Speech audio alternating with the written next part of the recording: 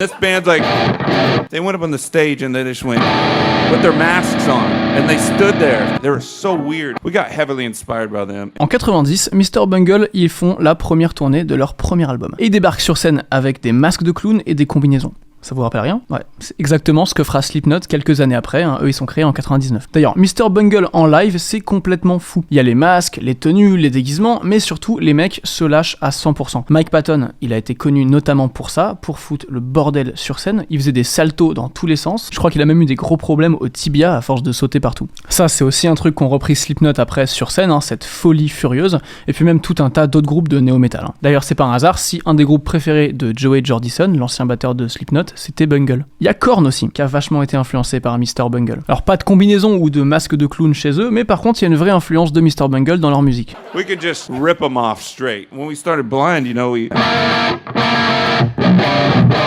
the same bungle chord. Then. Ça par exemple, c'était une interview de Head, le guitariste de Korn, qui juste admet qu'ils ont pompé et plagié Mr. Bungle sur un type d'accord, en l'occurrence un accord en triton, qui va être un accord dissonant, qui est caractéristique de la musique de Korn, mais aussi de tout le mouvement néo-metal par la suite.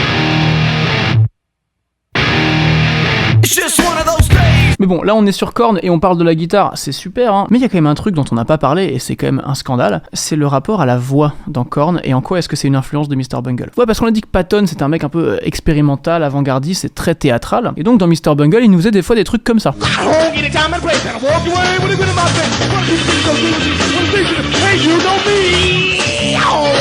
Des voix cheloues, des cris, des bruitages et tout. Bon, maintenant, comment est-ce que Korn ils se sont démarqués ?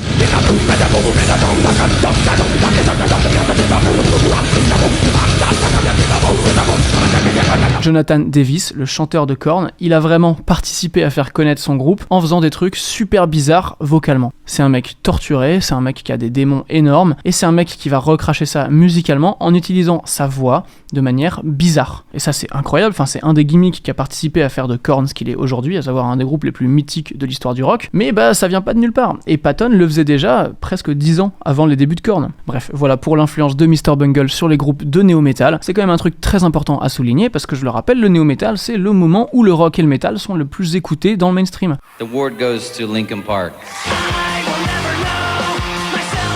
Avec MTV, etc. Enfin bref, Mr. Bungle a vraiment été à la racine du développement d'un des mouvements les plus importants de l'histoire de la musique. D'ailleurs, on va continuer de parler un petit peu de Mr. Bungle, on va parler des deux albums suivants qui n'ont rien à voir avec le premier, et c'est là qu'ils sont forts. Bref, à tout de suite.